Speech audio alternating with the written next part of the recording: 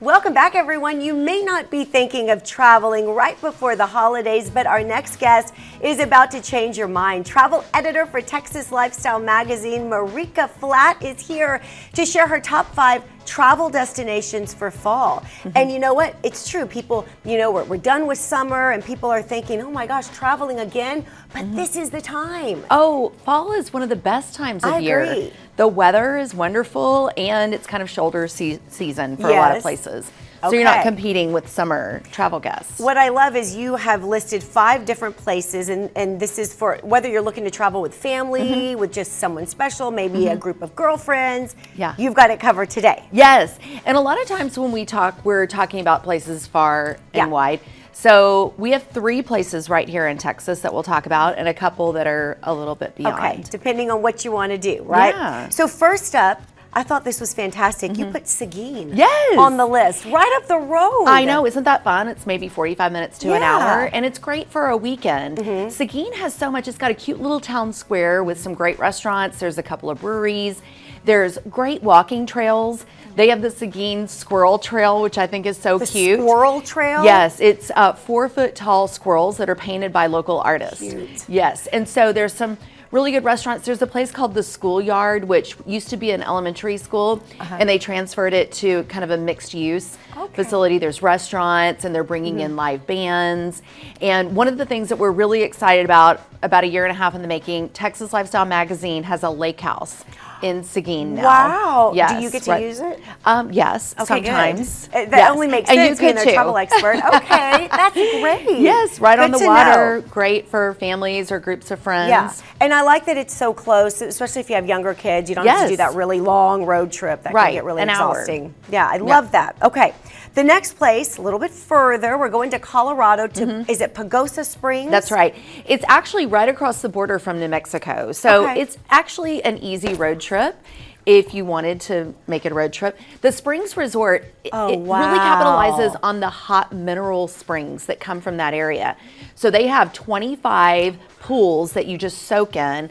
Data shows great for your health, preventative and otherwise. They're doing a huge expansion there, and in the spring they'll basically double their size, double their pools, and they have a wonderful spa. It's great to just go and have kind of a recharge for the fall. And they have a lot of programming there, such as aqua yoga, forest bathing, which essentially is hiking. Forest bathing? It's hiking with silence. Oh, I thought you meant hiking, and then when you get sweaty, taking a bath in like a pond or the name is under a little deceptive. It is. But, you know, bring your soap. Yeah, hot air balloon rides. Oh, wow. It's right on the San Juan River, and town is right there. Lots of restaurants.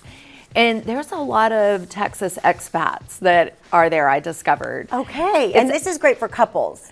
Great for couples. It's just, I mean, I wouldn't take my kids there necessarily. I think it's great for a recharge. Yeah. And it's kind of hard to recharge if you've got the kids running If you around. take your kids, you need recharging once you get back. Exactly. It's not really a relaxing vacation. Exactly. Okay, the third place is College Station, Texas. So College Station, of course, it has the big game coming up in the fall, November 30th, A&M versus UT rivalry. Finally, back again. Yes, and there's so much to do there, and it's kind of got the small town concept, but a lot of activity. So they've got Messina Hoff Winery and Northgate with a lot of cool bars, and Century Square with a lot of great restaurants. But a lot of maroon there. I see a lot of maroon, Marika. That's right. But what comes on the heels of November 30th game is it's actually a great place to take your family for the holidays. So they've got a spot there called Santa's Wonderland right on Highway 6. And it's got hay rides and all the lights and Santa's workshop and all of those fun things. And you have to get tickets for that. But there's also what they call Christmas in the Park, which is a free light show, Trail of Lights. A family started it 40 years ago with basically a string of lights. And now it's over 1 million lights. I love that. And again, just a trip, not too far away at all. You could do a day trip. You for could. That. Easy. You could actually come back and the kids could sleep in their own bed. Right. Now we're going to go south to Port Aransas. Yes. So Port Aransas is kind of my happy place in the fall. I love being there when the crowds have left. You can still get in the water right there. And Cinnamon Shore has a new development, which is south. Lots of people know about north, but south is really becoming very completed now.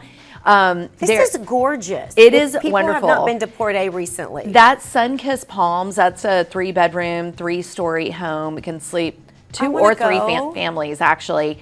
There's a smaller one called Southern Anchor that's only 2 bedrooms. It's kind of like a cottage for a family. I love it there. They've got pools. They're right across the beach, and you can walk right to the beach, easy. Or you can get a rental cart, a Sage rental cart, which is my favorite thing. Yeah, I'm a big fan of the golf cart too. Yes. Yeah. Easy back and forth. Yeah, I love that. Okay, so that's right, down south in Port Aransas. And then finally, this is the furthest we're going today. We're going to California, to Santa Barbara. Yes, it's right on the coast. It's known as the American Riviera because it's surrounded by mountains. So you've got the coastline, you've got the beautiful Spanish red tiled roofs. It's such a great area because it's very clean. It's a foodie scene, so it's got a lot of great restaurants. It's got the wine scene. It's got the Cabrillo bike path that you can bike along. You can bike all the way to Montecito, which Rosewood Resort is there, Miramar Beach Resort. And to go there, I mean, Montecito is kind of, like celebrity sighting place. Yes. But it's also great just to be there at the Rosewood and do nothing else.